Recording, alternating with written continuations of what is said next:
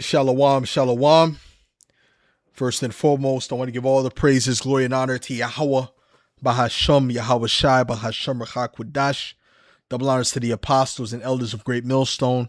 Salutations, much love and respect to you. I came out there pushing this word out in truth and sincerity. This is your brother Chayan Apash coming at you with another lesson.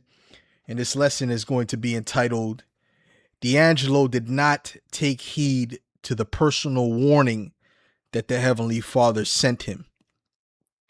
And I'm not even speaking about the warning that we gave on the highways and the byways as the prophets, although he most likely received that message as well. But I'm speaking about an actual dream that the Heavenly Father sent D'Angelo that was warning him of where this music industry could lead him and how it could destroy him. And, he gave him that vision and he received it. And I'm going to play that in a second. But first, I'm going to read Job 33 in verse 14, because obviously, if you didn't know, D'Angelo just recently passed away, I believe yesterday, if I'm not mistaken. And this is Job 33 and 14. It says, "For the Most High speaketh once, yea, twice, yet man perceiveth it not. In a dream, in a vision of the night, when deep sleep falleth upon men, in slumberings upon the bed." Okay, so the Heavenly Father speaks in spiritual ways, through dreams and different signs, different numbers, different messaging, right? He'll have random people come up to you and say certain things that you need to hear. And if you're spiritual, then you can catch the message. Okay, and I'm going to show you the message that D'Angelo, which is a great soul musician, which his music was classified as neo soul. He had some great albums. He did that famous song, of course, Untitled, which is very provocative and it was pretty wicked. Because it was the way the video was going was very provocative video. And a lot of Jake was upset with the video, rightfully so, because he was all he's pretty much going past the waistline. If you see the video, it's basically they're showing him with his shirt off, but then it's going like almost where you could almost see his rod. It was a very, very bizarre shoot. And they told him to do that. Okay. And what I'm gonna do is I'm going to play this part right here, okay, without any further ado. Attendance started to wane, but like most kids, he didn't have his priorities all the way together. When he was a teenager, he had his first run-in with the law. He said, "I got knocked off course for a minute. I got into a fight with a cop. Sitting in jail, I felt like I had come to the crossroads. I felt like God was talking to me." From that point, he knew he needed to focus on music. But something weird was going on with Michael. He kept having these dreams about Marvin Gaye. The first dream was in black and white, and at Hitsville, USA, Marvin looked like he just stepped off stage at the American Bandstand, and he wouldn't let go of Michael's hand. When he died, I remember that whole day and everything that happened. I remember, us going over to my cousin's house. We just came from church, and we went to my cousin's house, and, it was April Fool's Day, and they told me that he had got shot, and I didn't believe him. I thought it was a joke.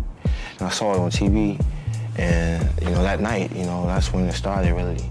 And, I had them for about, these dreams for a couple of years, to the point where I think I had to go see someone, to discuss them, like, why am I having these dreams? What do they mean? And, I think just coming to a realization of what my life turned out to be and everything, and learning about his life and what he went through as an artist, I don't know. I mean, I kind of take it as to mean to pay attention, pay attention to what he went through, and I guess the, mistakes he made or whatever, so I don't make the same ones. Right. So to pay attention to the mistakes he made so he doesn't make the same ones. So, right, seeing that, right, because what happened to Marvin Gaye. Marvin Gaye, his life became very tragic after that fame, right? See, Jake wants to be famous. Jake wants to get into the limelight. And they don't understand that Esau, Amalek is behind that, and it's very satanic. You know, they work with rituals. They work on the left hand side, and you're gonna be spiritually damaged going down that path. And he still went down that same path. All right, because you know Jake is gonna find an excuse. Jake is gonna make it mean whatever he wants it to mean ultimately. You know what I'm saying? He knew it was some type of warning, but he's like, oh, you know, for me, but doesn't mean I can't become a famous music artist, because that's what Jake wants to do anyway. But the Heavenly Father did give him that sign and that warning. And let's go into what Marvin Gaye's life was like. Not really this one. Let's go to problems. He's got addiction issues. He is depressed, paranoid. It's not good. He moves into the home he bought for his mother and his father. Marvin Gaye Sr., he's also unstable, okay? You know, he's abusive. He's yelling at Marvin's mom. He's yelling at Marvin. It's getting contentious. There was a heated argument, tussling. His father went and grabbed the pew-pew. He pulled the trigger twice. Marvin was unalived. Marvin's brother and sister were next door, heard the commotion, ran over, and his brother Frankie said that Marvin whispered to him, "I couldn't do it myself. I made him do it," essentially alluding to the fact that Marvin Gaye wanted to unalive himself. You know, he was deeply depressed, but he couldn't do it. So somehow he made. Yeah, so he was deeply depressed. He was addicted, right, to drugs and all different kinds of things, you know, alcohol and whatnot. And why? You know, his brothers and his sisters, you know, were not going through the same things he was going through, because they didn't go through the same path that he went to. Right, that path of fame and fortune and all that on this side is comes with a lot of demons. Okay, especially if you're trying to get to a certain level. Okay, you know, you think you could get to that Taylor Swift, Kendrick Lamar level without doing the rituals and compromising your soul? It's not gonna happen. It's not gonna happen, bro. Okay, this is Matthew 16 and verse 25. It says, "For whosoever will save his life shall lose it, and whosoever will lose his life for my sake shall find it." Right, speaking about Yahweh Shai, right? Putting away the lust of this world, the pride of life, right, for Yahweh Shai. Okay, you will ultimately gain your life. Okay, it says, "For what is a man profited if he shall gain the whole world and lose his own soul?" Yeah, your soul represents who you are. You're gonna lose yourself going into down that path, and that's what happened to these dudes. They lost themselves. They became a shell of themselves. "Or what shall a man give in exchange for his soul?" And you know, when you compromise yourself and your morals, E tells you to lay down with a man, or P Diddy pulls up, tells you to do this and that, right? Which he learned from Clive Davis and the rest of those E's. Okay, right? You you go ahead and do those things. You lose parts of yourself. Okay, you lose parts of yourself. All right, you lose your soul in that process. All right. Matter of fact, let's look up this word soul in the Greek real quick. Psyche. Okay, the word here is psyche, and it says soul, life, mind. You start losing your mind. Okay, your heart, right? Breath of life, the vital force which animates the body and shows itself breathing. Life, right? Soul, the seed of feelings, desires, affections, aversions, right? Who you are. Okay, all right.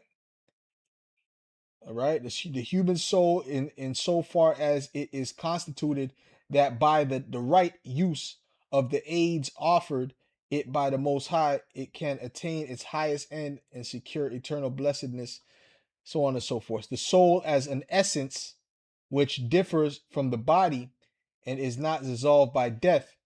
Right, so you know that's who you are. Okay, ultimately, your psyche, right, your mind, your you know, your spirit, who you are, right? You start to lose it.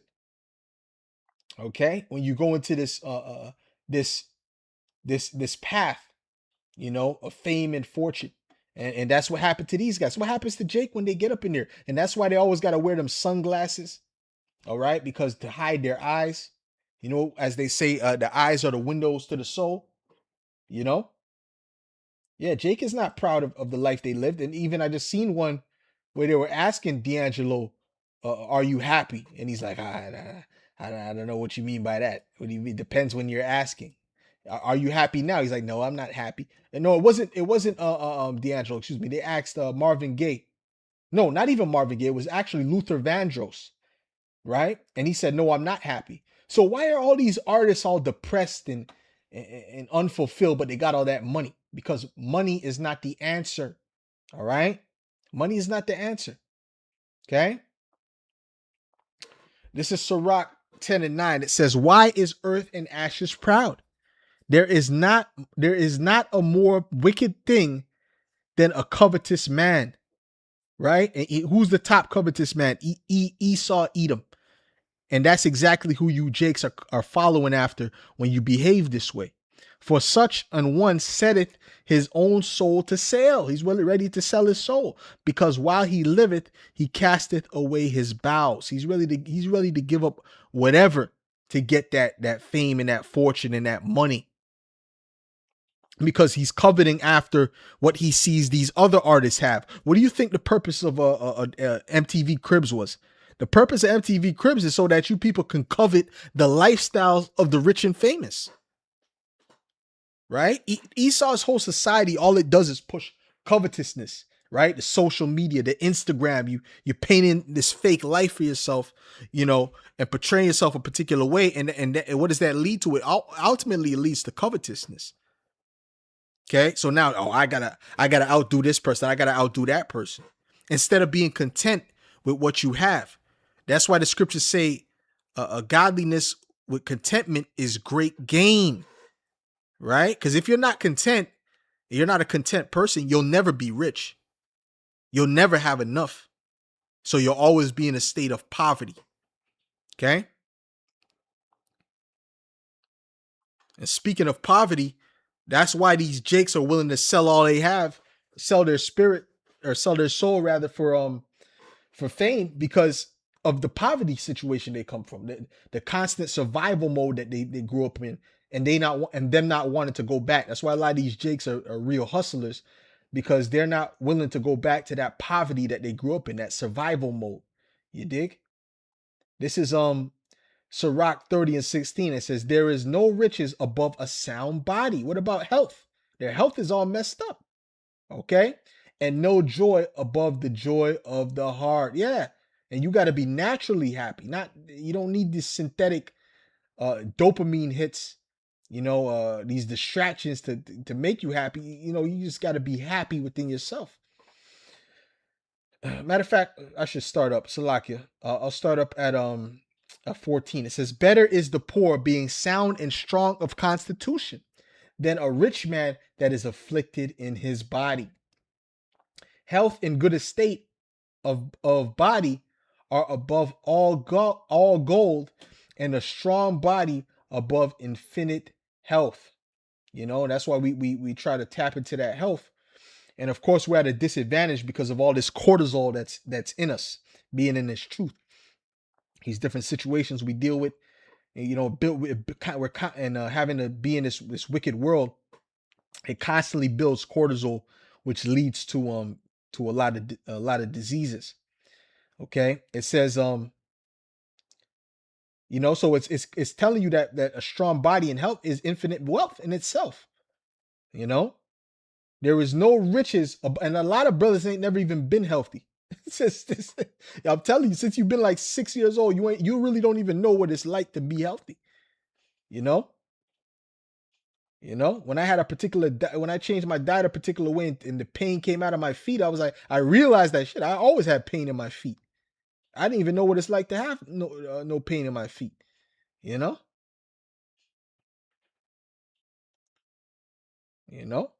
I had flat feet and whatnot, and different things.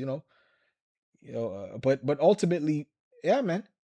Man, it's important to be healthy, man. It says there is no riches above a sound body, and no joy above the joy of the heart.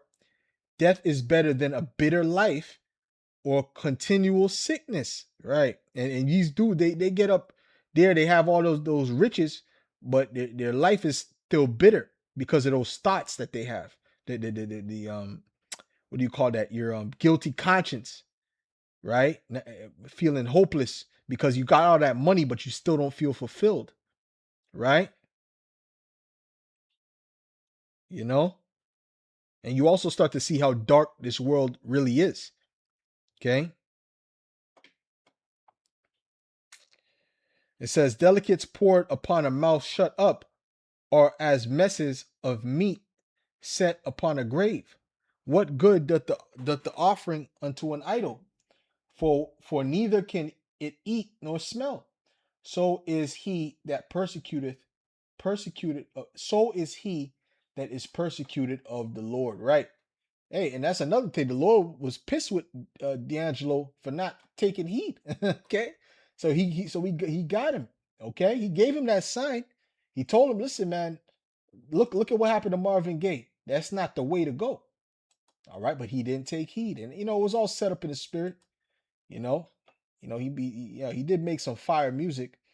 This is Sirach 25:13. Give me any plague but the plague of the heart, and any wickedness but the wickedness of a woman, right? Any plague but the plague of the heart. And these dudes they're plagued in the heart.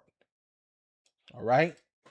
And you don't want to be plagued in the heart. These people that are not in the truth, they're plagued in the heart. They got demons on them. And that's a bad state to be in. So anyways, I just want to say that real quick. Lord willing, this is edifying to the elect, and I'll say shalom.